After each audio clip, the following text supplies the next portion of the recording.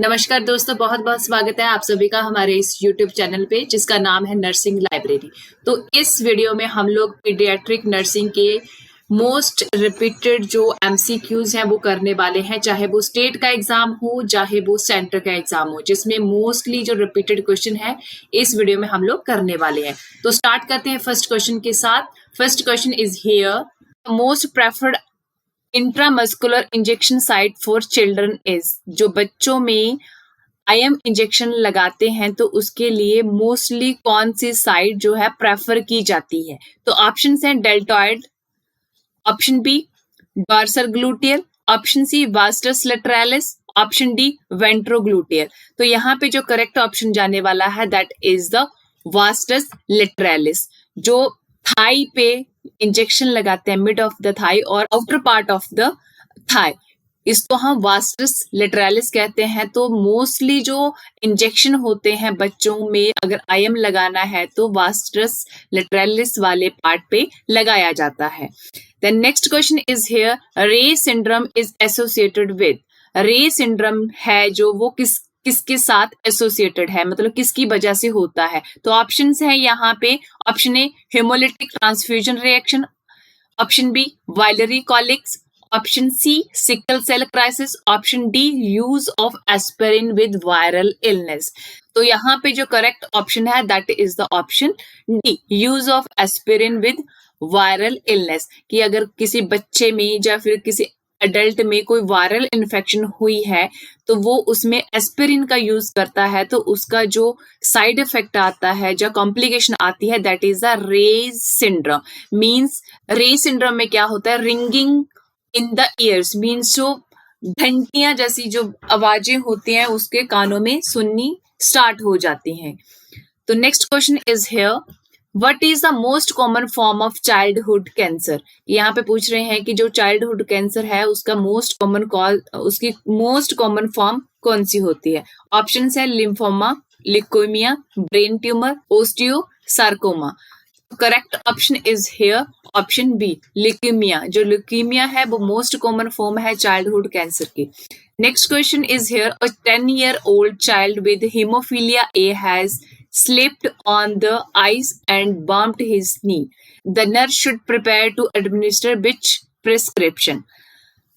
यहाँ पे क्वेश्चन पूछा गया है कि जो बच्चा है 10 साल का है जिसे हीमोफीलिया ए है, तो वो उसको क्या हुआ, वो आइस पे स्लिप हो गया है और उसको नी पे जो चोट लगी है वो इंजर्ड हो गया है नी वाले एरिया से। तो यहाँ पे नर्स को कौन सी जो प्रेपरेशन है एडमिनिस्टर करनी चाहिए?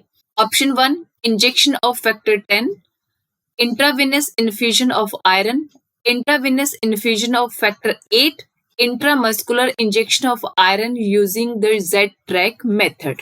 तो हमें यहाँ पे वो पूछ रहे हैं कि जो हीमोफीलिया वाला बच्चा है अगर वो इंजर्ड हो जाता है तो उस टाइम पे हमें कौन सी मैनेजमेंट करनी चाहिए एज अ नर्स। तो पहले हमें यहाँ पे पता होना चाहिए कि हीमोफीलिया ए जो है वो किस टाइप का डिसऑर्डर है।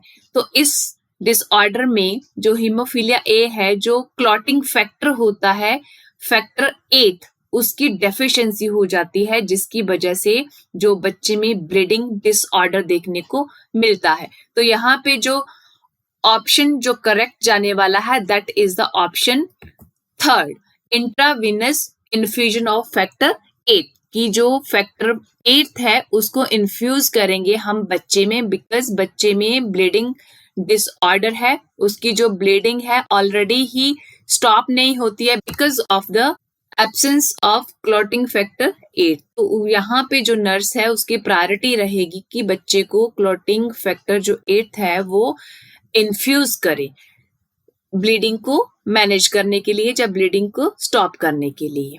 Then next question is here, a mother bring her 3-week-old infant to a clinic for a phenylketonuria rescreening blood test. The test indicate a serum phenylalanine level of 1 mg per dl.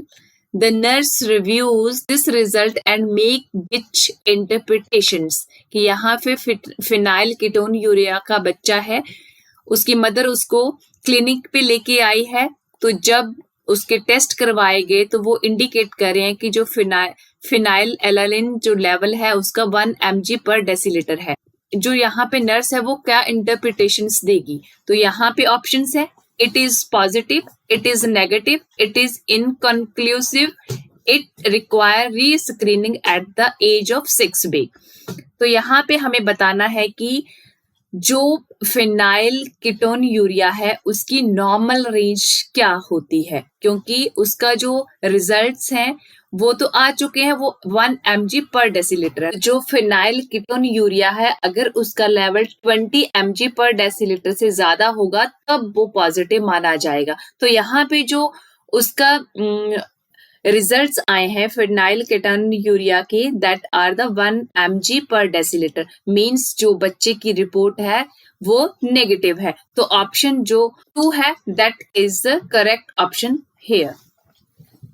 Next question is here. An infant has just returned to the nursing unit after surgical repair of a cleft lip on the right side. The nurse should place the infant in which best position at this time. यहाँ पे question पूछ रहे हैं कि एक infant है, वो उसकी क्लेफ्ट लिप की सर्जरी हुई है, जस्ट वो वापस आया है सर्जरी करवा के, उसके राइट साइड पे सर्जरी हुई है। तो यहाँ पे बताना है कि नर्स को कौन सी पोजीशन देनी है बच्चे को आफ्टर द सर्जरी, जिसकी क्लेफ्ट लिप की सर्जरी हुई है राइट साइड में।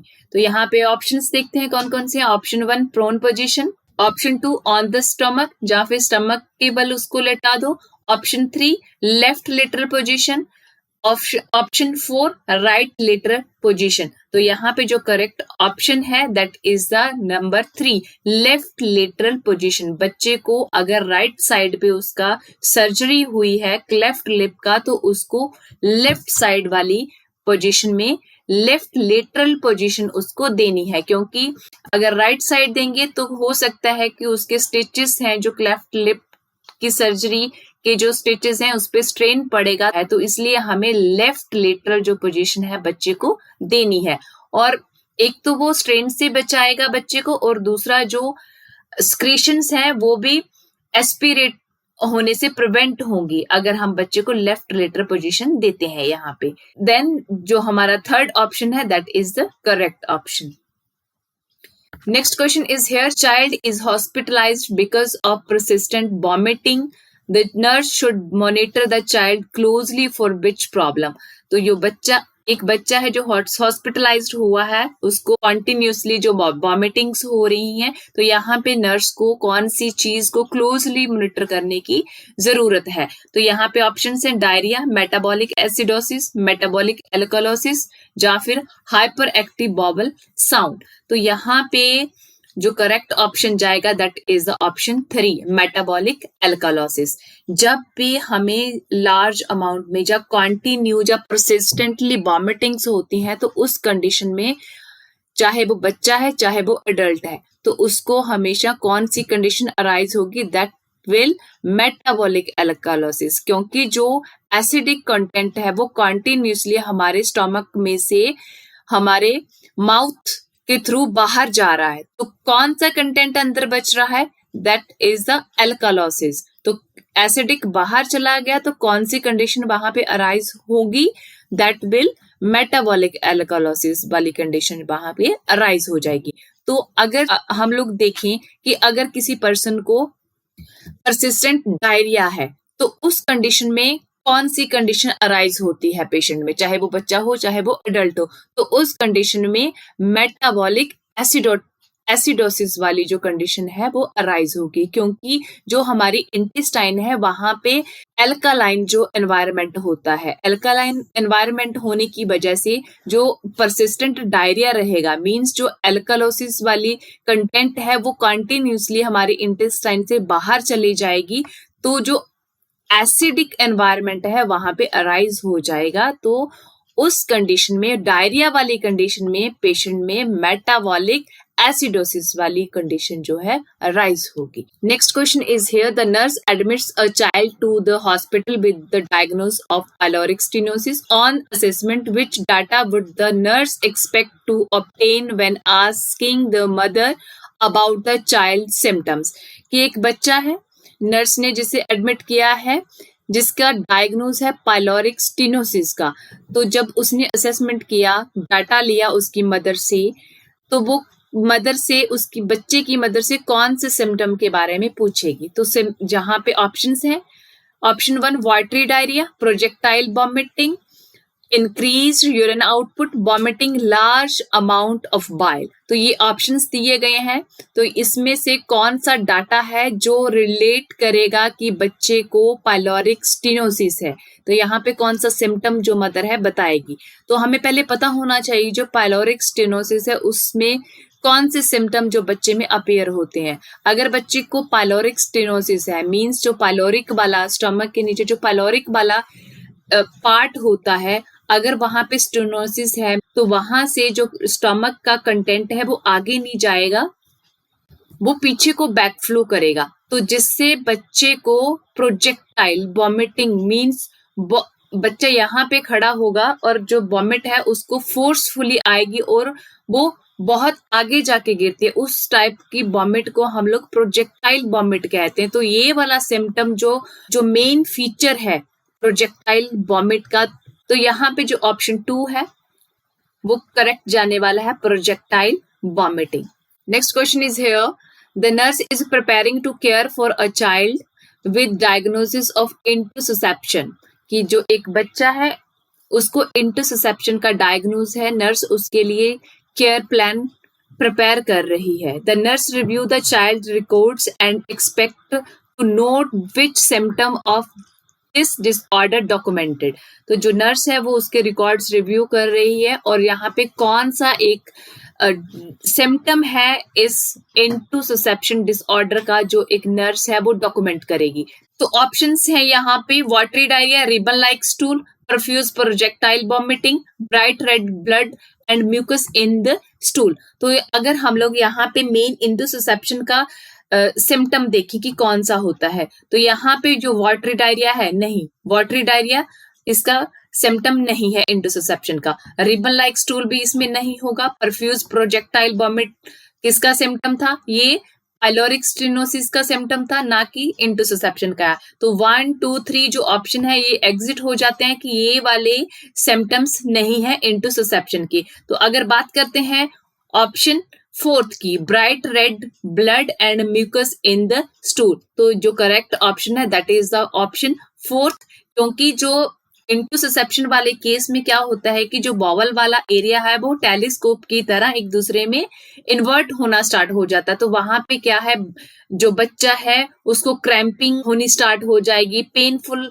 रहेगा। तो उसकी वजह से क्या होगा कि उसके इंटेस्टाइन है वहां से ब्लीड हो सकता है, इसलिए उसके जो स्टूल होगा, जो लिटिल बिट जितना भी स्टूल पास होगा उसमें म्यूकस प्लस ब्राइट रेड जो ब्लड है वो प्रेजेंट होगा।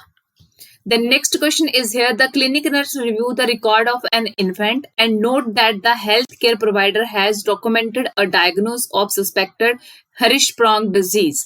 तो यहाँ पे क्वेश्चन पूछ रहे हैं कि एक क्लिनिक नर्स है वो रिकॉर्ड रिव्यू कर रही है इन्फेंट का, तो उसने नोट किया that health care provider has, जो हेल्थ केयर प्रोवाइडर है उसने डॉक्यूमेंटेड किया हुआ है कि जो बच्चा है वो सस्पेक्टेड है हरिशप्रॉन्ग डिजीज के।